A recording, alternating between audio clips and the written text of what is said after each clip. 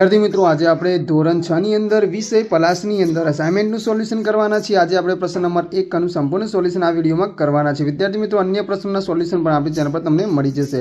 પહેલો પ્રશ્ન છે સડ કોનાથી ભર્યા ફૂલ્યા છે? તેમાં આવશે સડ વાયરાથી ભર્યા ફૂલ્યા છે। બીજું છે દૂર શું નજીક શું કાવ્યના કવિએ કોના આગળા ખુલતા કહ્યા છે? તેમાં આવશે કવિએ આભના આગળા ખુલતા કહ્યા છે। ત્રીજું છે એ સરખા સમોવડાને ક્યાં પેટે છે? તો એ સરખા સમોવડાને ત્રિકાળના ત્રિભેટે છે। એના પછી કાવ્ય 14 છે દૂડો નામનો વાનિક કયા ગામનો વતની હતો? તેમાં આવશે ઈડર નામનો વણિક હતો।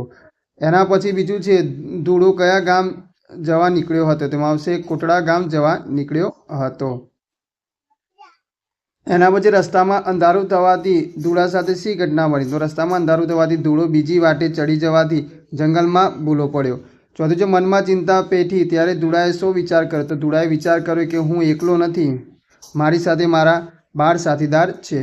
પાંચમો પ્રશ્ન દૂડો ક્યારે હરખાઈ ગયો? તો દૂડાનો માર ખાધા પછી ચોર નાસી ગયા ત્યારે દૂડો હરખાઈ ગયો।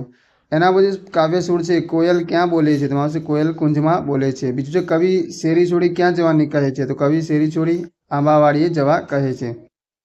ત્રીજું છે આંબાવાડિયામાં મોર કેવી રીતે ઝૂલે છે? તેમાં આવશે આંબાવાડિયામાં આંબાનું એકે પાંદડું દેખાય નહીં એવી રીતે ઝૂલે છે। એના પછી ચોથો પ્રશ્ન છે બાળકને ઘરનું આંગણું શા માટે નાનું લાગતું હશે? તેમાં આવશે બાળકને મુક્તપણે રમવા માટે મોકળું મેદાન જોઈને એ જોઈતું હશે એટલે એ મેદાન નાનું લાગતું હશે। એના પછી છે કવિને રમવા માટે મોકળું વન શા માટે ગમે? કારણ કે ત્યાં કોઈને કનડગત હોતી નથી અને રમવા માટે આખો દિવસ મળે છે। શેરી આવે સાધ કાવ્યના કવિનું નામ છે રાજેન્દ્ર શાહ।